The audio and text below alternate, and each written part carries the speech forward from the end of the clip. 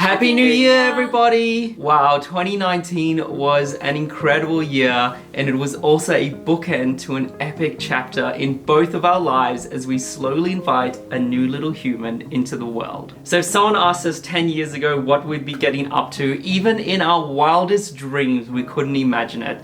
So we just wanted to dedicate this video to all of you guys. Thank you so much for all your support. This is what we got up to in 2019.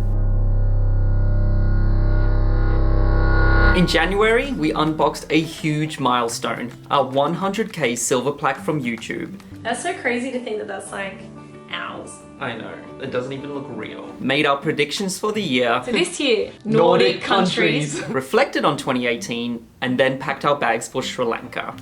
There we had our first taste of street food for the year, climbed the 8th wonder of the world, caught the most scenic train ride across the country, went on an Asian safari before swinging into the sunset.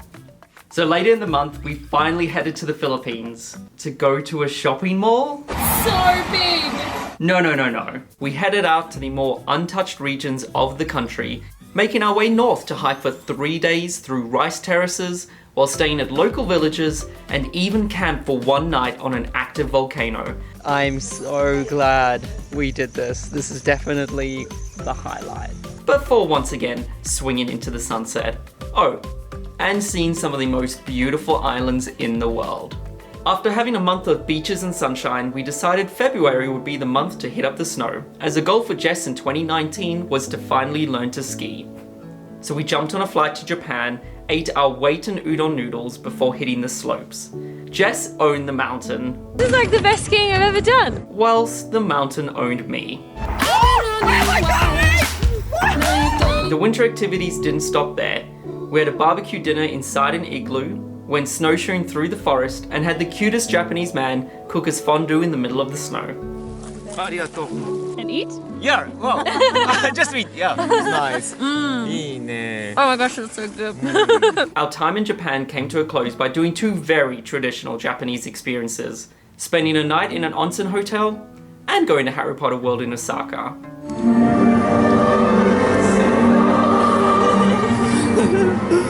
As March rolled in, we headed back home to Australia to say hello to the friends and family, whilst also squeezing in a cheeky getaway to Byron Bay.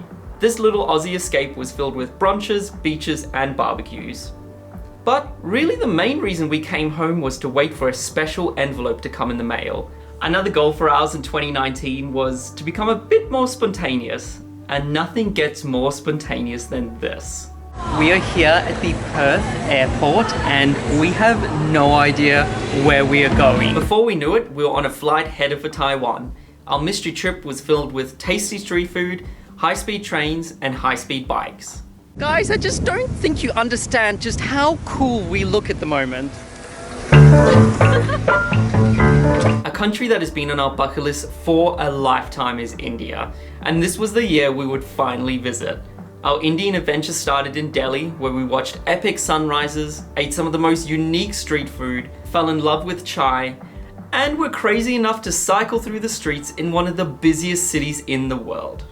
Everyone's heading to work, dodging rickshaws, motorbikes. From there, we headed north to volunteer at temples, visit the Pakistan-Indian border, ride the toy train to Shimla, ticking off another wonder of the world at the Taj Mahal, exploring the pink city of Jaipur, and ending our time covered head to toe in colour. In April, we said goodbye to the chaos of India and made our way to Korea. We arrived in the capital city of Seoul and had 48 hours to do and see as much as possible, which included visiting temples, taking a Taekwondo class, checking into one of the tallest hotels in the world, and we even had a Korean makeover. After staying in such a modern city, we decided to mix things up and go live with the monks in the south. We spent the next few days learning about their way of life before catching the train to Busan to experience cherry blossom seasons for the very first time.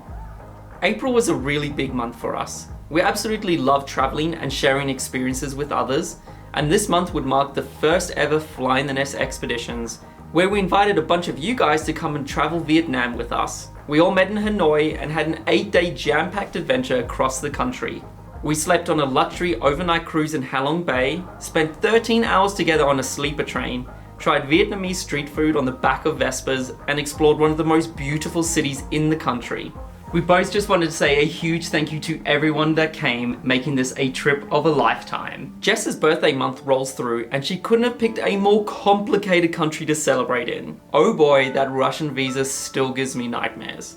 So after jumping on a flight we didn't think we would make, we touched down in St. Petersburg and were blown away by the beautiful architecture and the tasty donuts. So after too many shots of vodka,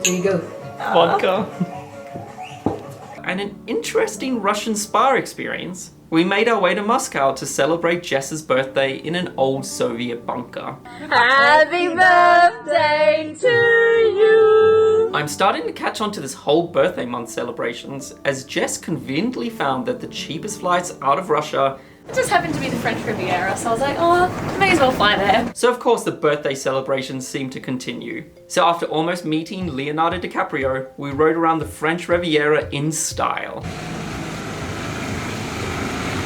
And visited one of the most smallest countries in the world. Jess's birthday month just never seemed to end, but the icing on top was catching up with our good friends to spend a week cruising through the north of Spain and drinking wine in Bordeaux. To kick off June, we decided to let you control where we went next, and you all sent us to our 70th country, Sweden, where after a day of flying, you still made us spend the night in an aeroplane.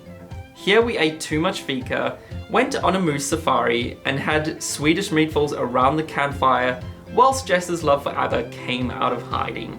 So halfway through June, we hopped off a plane at LAX, and had the worst jet lag we've ever had. But a second exciting envelope kept us awake. I think we've become addicted to these spontaneous trips. Where are we going? Okay. I'm pulling out something. I'm shaking. Where is it? I don't know yet. I'm not looking. Oh my gosh, I'm going to Texas! As before we knew it, we're back at the airport on our second mystery trip of the year as we headed for Texas.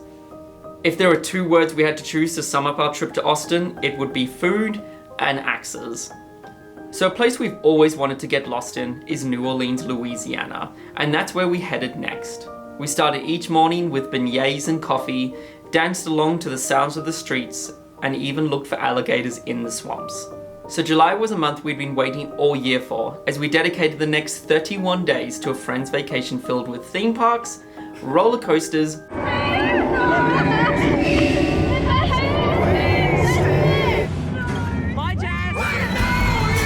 Mickey-shaped food, dining with Donald, and acting like big kids. That road I'm gonna ride till I can no more.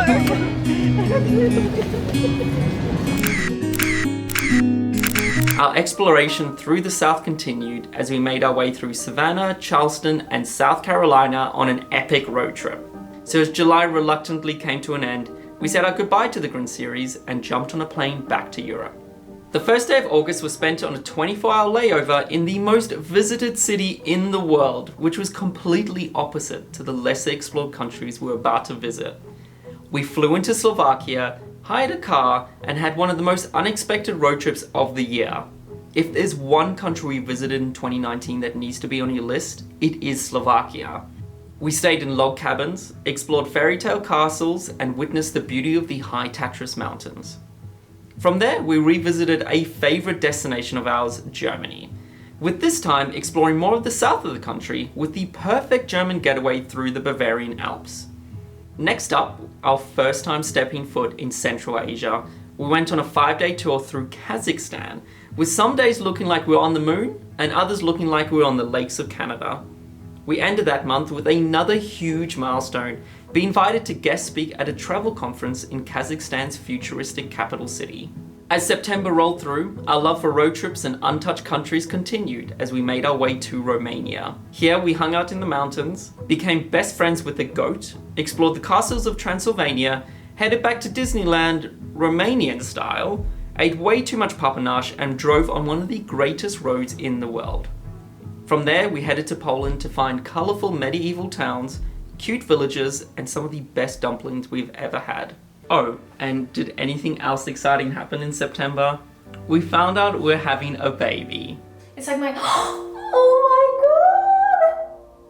god! Oh, I don't even believe it. So I was just about to say that it looks like a really little faint line was coming up on this one. I did not, oh my God, Steve's gonna be so excited. As our life completely changed, we celebrated with pizza in Venice before boarding one of the most luxurious trains in the world, the Orient Express. As October began, we headed home back to Australia to tell everyone the exciting news and to see the little one with our own eyes. Before we could blink, we made our way back to Italy to resume our travels with our little puff pastry growing away. There we hopped on a Mediterranean cruise to celebrate Stephen's birthday. Went back to Greece to reminisce on our wedding and dressed up for our very first Halloween in Ireland. So if you've been around this channel for a while, you just know our love for Japan. So November marked our second trip to the country for 2019. Here we ate flaming ramen. So good! What just happened? Fed some cute deer and took in the colours of the autumn leaves.